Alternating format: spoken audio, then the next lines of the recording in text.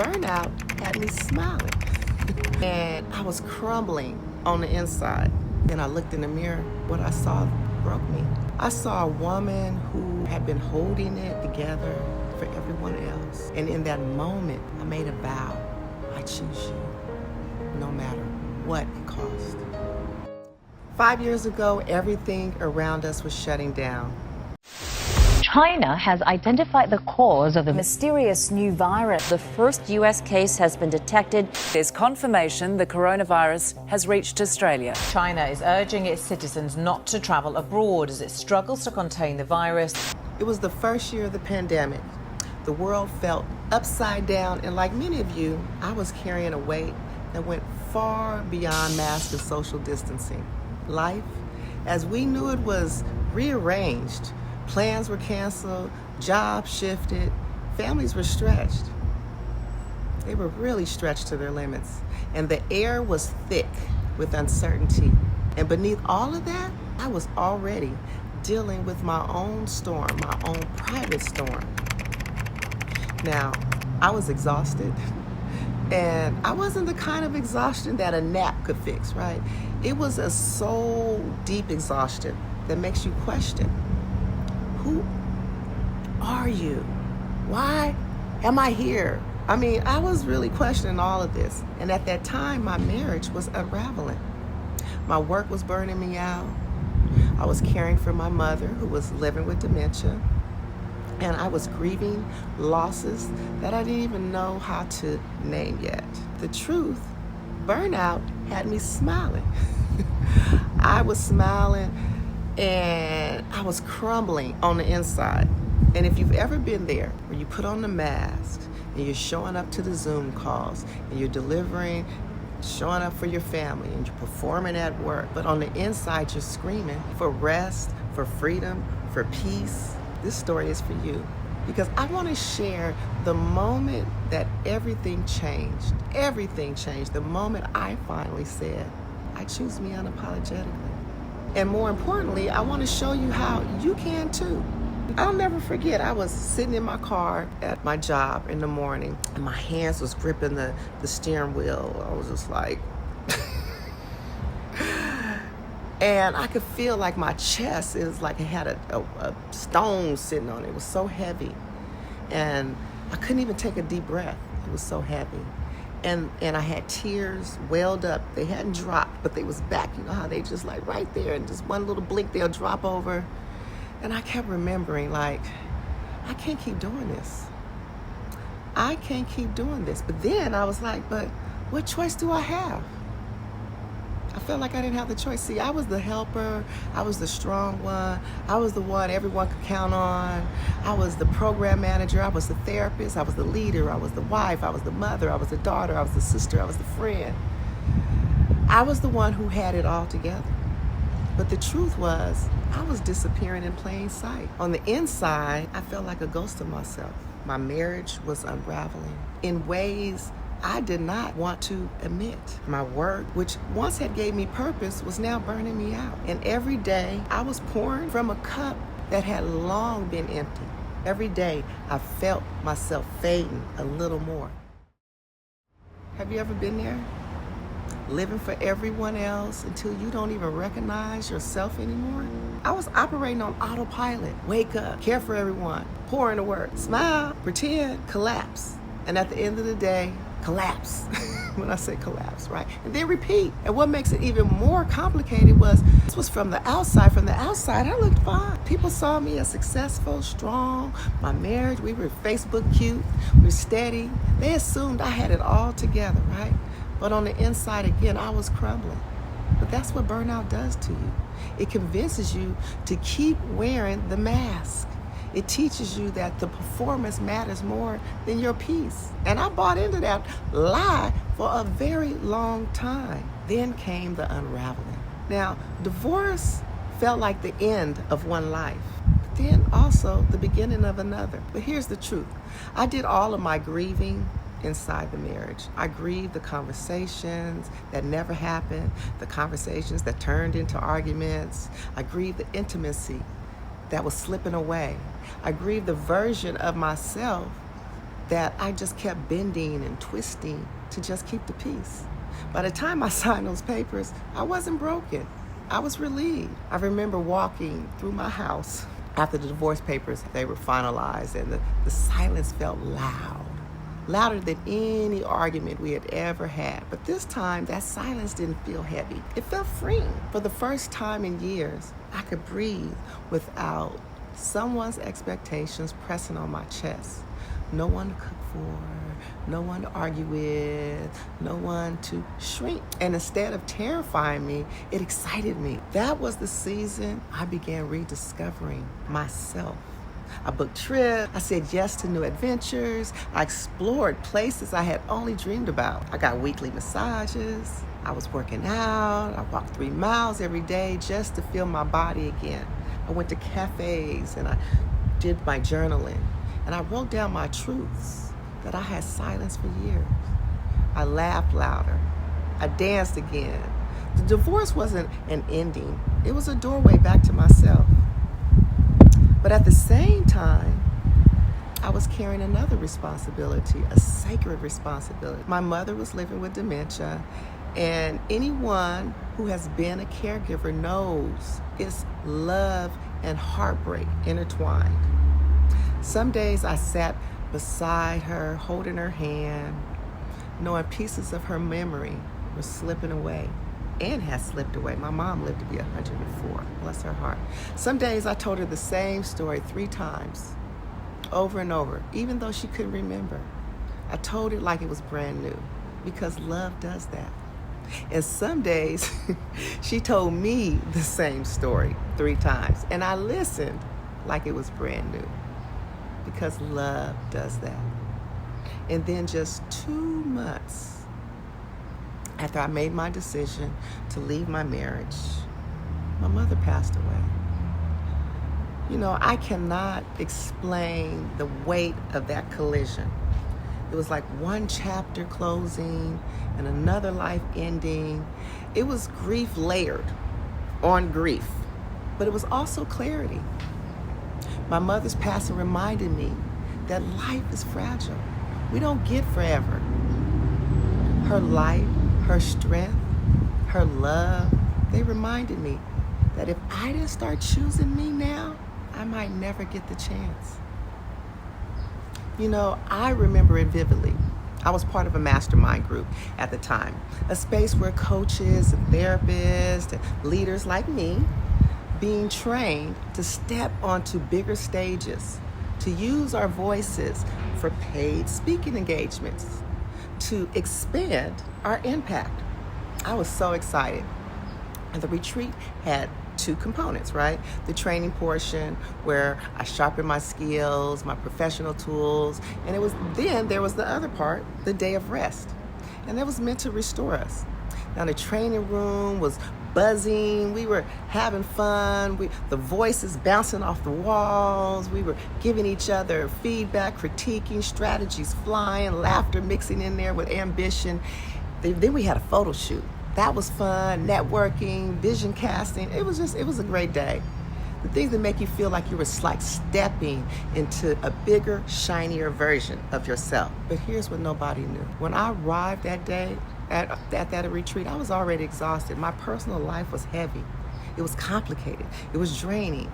My professional mask was polished with a smile, steady, right? Kept moving like everything was fine. But that night, after a long workshop session and the photo shoot, I walked into my resort room and my energy shifted immediately from the buzz to silence, from cameras flashing to a dim light, from the applause to stillness. And I slipped out of my shoes and I peeled off my cute clothes that I had carefully curated, and I wiped away my makeup. And then I looked in the mirror, and what I saw broke me. I saw a woman who had been holding it together for everyone else. A woman who was doing everything right on paper, but was quietly disappearing. And in that moment, in that quiet moment, I didn't make another strategy or checklist. I didn't plan another networking move. I made a vow. I whispered to myself, to my reflection, I choose you, no matter what it cost. And I meant it. But life has a way of testing your vows, right? While I was at that retreat, I got a call. I got a call that my dog had gotten out of the yard. And at first I just brushed it off like, okay, I'm gonna find my dog. They're gonna find my dog. It's all good. I'm thinking they're gonna find her. They're gonna bring her home back safely. That was my little gingerbread Cocoa Puff. Her name was Ginger. And she provided me comfort, and she was my companion, and she provided joy.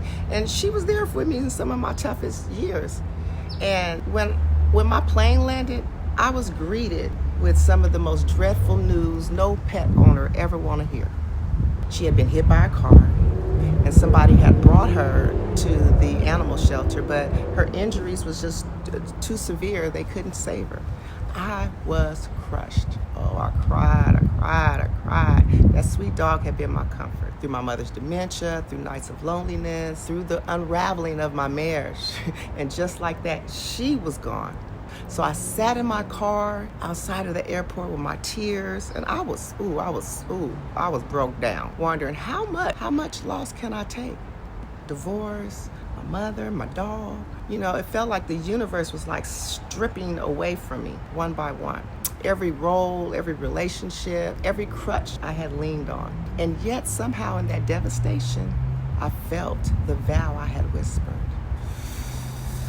The whisper in that resort room. It grew stronger because when everything else is taken from you, you're left with the only thing that was ever truly yours, yourself. So when I came home, I honored that vow. I ended my marriage. And I began my exit from a job that no longer aligned with my spirit. I created the space that I needed to breathe, to rest, to rebuild. And that retreat wasn't just another training. It was the line in the sand, the sacred turning point where I stopped apologizing for my needs. And started living in alignment with my truth. It wasn't easy, but it was necessary. When I came back from that retreat, I knew I couldn't go back to the way things were. I just knew it. I had to whisper to myself, I choose you. I choose you no matter what. No matter what it costs, I choose you. Peace is her priority. Now it's time to live it. But what I want to be honest about, I need to be honest with you. It didn't happen overnight. Choosing yourself, it isn't a one and done. It's not a one-time decision. It's a daily practice. And for me, that practice began the foundation of what I call the Empower Framework. This framework wasn't just something I created in one sitting. It was born out of necessity, out of survival, out of trial and error. These 7 steps became my roadmap back to myself, and I want to walk you through them.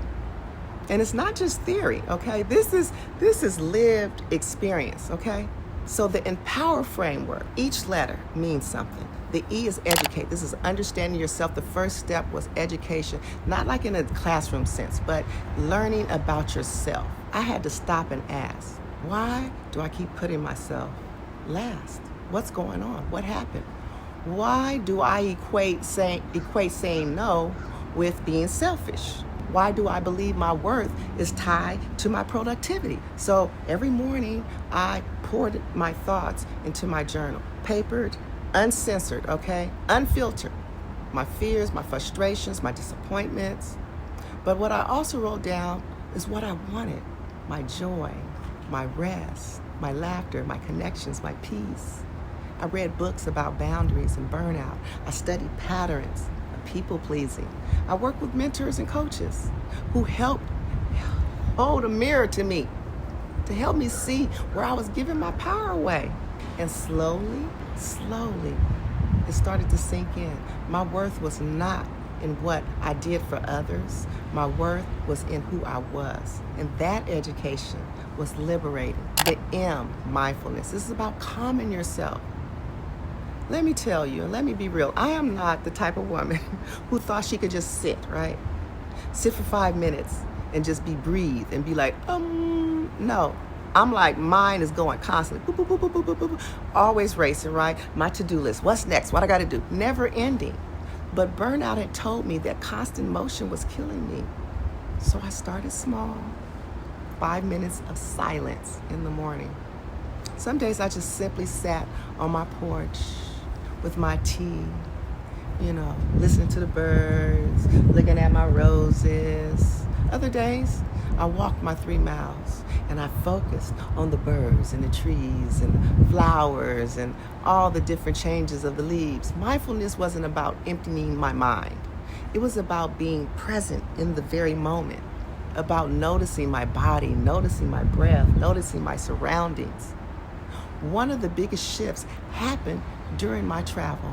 So I went to Greece and I sat on the beach, had my toes in the sand, I was listening to the waves, and for the first time in years, I didn't feel guilty. I didn't feel guilty for resting. I felt connected to myself, to God, to the earth. It was just a beautiful thing, okay? And that's when I realized mindfulness wasn't just a practice. It was a lifeline back to my peace. Key for positive affirmations. This is about loving yourself. And at first, I admit, talking in affirmation, sometimes it might feel silly, standing in the mirror saying things like, I am worthy, I am enough, I deserve rest. It feels like, my inner critic was like, girl, I don't believe this. My eyes rolling, right? But I kept speaking it. Even when I didn't believe it, I kept speaking. And then one day I wrote on an affirmation on a sticky note and I put it on my mirror. Peace is priceless.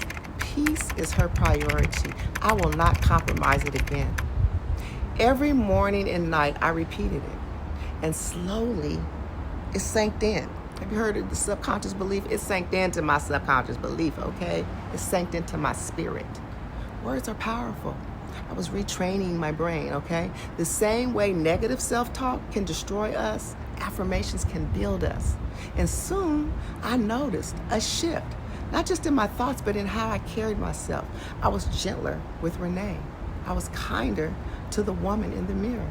Now the O in the Empower framework is one of my favorite steps. It's own your story. This is about honoring yourself.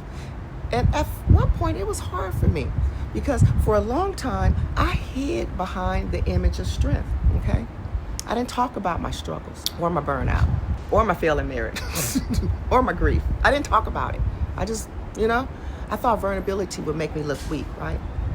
But the more I learned and owned my story, the more I realized how much more power it carried. When I began sharing my story, my truth with my close friends and then with groups of women and in my healing circles, I saw shoulders drop, their eyes well up, their heads nod. My story gave them permission to own theirs. Owning your story wasn't just about telling it. It's about refusing to carry shame and guilt. It's about saying yes. I've been through loss. I've been through heartbreak. I've been through exhaustion. And I'm still here, stronger, wiser, freer. That ownership was the beginning of true healing. W, well-being. This is about caring for yourself, right? That's what it's all about. And let me tell you, this step changed everything. I started treating myself and my well-being like it was non-negotiable, because it was, and it is. I book massages, not as a luxury, but as therapy, as my recovery. It's just what I do. I schedule rest days into my calendar. I eat foods that nourish me instead of numbing me. Now, I do like my sweets from time to time, but I say no to events and opportunities that drain me, even when people don't understand. No is a complete sentence, okay? And my daily 3-mile walks became sacred. Step by step, I processed my grief, my relief, my joy, my questions. Those walks weren't just exercise, they were healing rituals. For the first time in my life, I realized that self-care wasn't selfish. It was survival. Now, the second E in the Empower framework is excited and explore, right? Because getting excited is about accepting and accelerating yourself. The foundation of rest and well-being, I started getting excited about life. What am I good at? What am I excited about? Once I had a foundation of rest and well-being, I started getting excited about life again. I explored, I traveled. I went to Bali. I went to Greece, France, Italy, Egypt, Jamaica. I enjoyed food. I let myself play, laugh, be curious. I was at the gun range. Exploration reminded me that life is bigger than our losses. And joy is not a luxury, it's medicine. And with every new adventure, I discovered more of who I was and who I was meant to be. Not the woman weighed down by other people's expectations, but the woman God created me to be. Vibrant, bold, and free. And last is relationships. This is about offering yourself, but learning how to give yourself to yourself. Awesome. This is about redefining your relationship. What do they mean? I built my Thrive Tribe, a circle of women who lifted me up, who reminded me that I wasn't alone, who celebrated my wins and who held me accountable when I slipped back into old patterns. I also learned to set boundaries, to say no without guilt, to protect my energy, to stop pouring into relationships that left me empty. And most importantly, I rebuilt the relationship with myself, because at the end of the day, every other relationship flows from that one. Now, these 7 steps: educate, mindfulness, positive affirmation, own your stories, well-being, excited and explore, and relationships became my framework for living unapologetically. They aren't just concepts. They're daily practices. They're the reason I stand here today, free, fulfilled, and aligned. And if they work for me, they can work for you too, sis. Maybe you're in that place right now, burned out, grieving, questioning who you are. What's your next step? Is this it? Sis, I hear you. And I want you to hear me. You are not invisible. You are not forgotten. You don't have to apologize for needing more. I know what it feels like to show up for everybody else. And then to go home and then be empty, to plaster a smile when your soul is weary, to wonder if anyone truly sees you, the woman behind the roles, the responsibilities, the mask.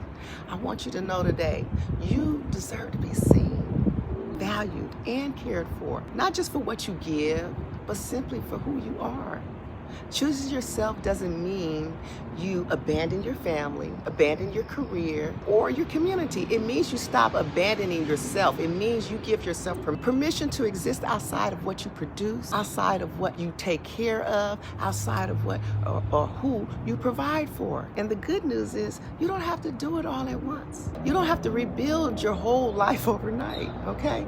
You can do it with one small but powerful step. Start small. Whisper your reflection. Whisper it tonight. I choose you.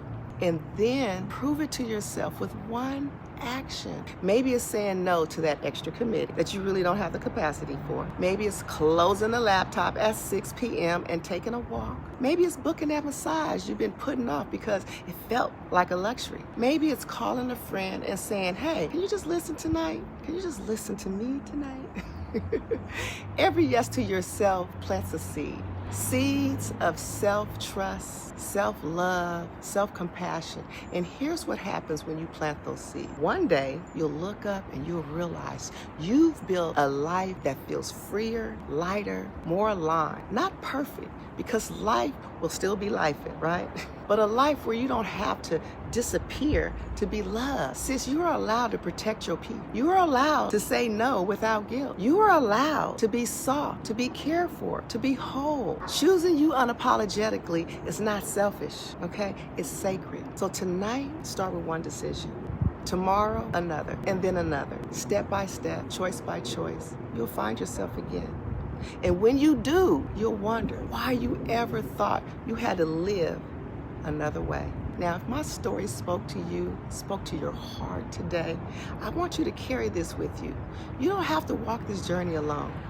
For too long, many of us, we carry this strong woman, we got to do it all by ourselves, the belief that we must be doing this all by ourselves and we got to do everything. You know, that strength means silence. And that taking care of everyone else means we've done our part. But the truth is, healing happens in community. Transformation grows when we're surrounded by others who are also choosing themselves. That's why I do this work. That's why I host retreats. That's why I coach. That's why I counsel. That's why I wrote my book, The Art of Choosing You Unapologetically. I created these spaces because I know how heavy life can be and how you can feel when you're burnt out, grieving, or simply tired of living on autopilot. I know how powerful it is to step into a room or even a virtual space and feel seen and heard and supported by other women on the same journey. Peace is not optional. It's priceless, sis, and so are you. You deserve to know what it feels like to live a life fueled by joy. Fueled by joy, freedom, filled instead of constant pressure, performance. So here's my invitation to you. If you're ready to begin, don't wait. Subscribe for more stories and conversations that will remind you your worth. Share this message with a sister who may need it, because sometimes healing begins with your courage to share. And when you're ready for the next step, check the links below for my free guide, my book, and upcoming retreats designed to give you space, give you tools and sisterhood to rebuild your life in alignment with who you really are. The most sacred decision you will ever make is the decision to choose yourself fully, unapologetically, and without delay. And when you do, you'll discover something powerful. You don't lose people who truly love you when you choose yourself. You actually learn to love them and yourself more deeply. So choose you today. Choose peace. Choose freedom. Choose joy. And when you do, I promise you, you'll never, ever go back to the way it was before.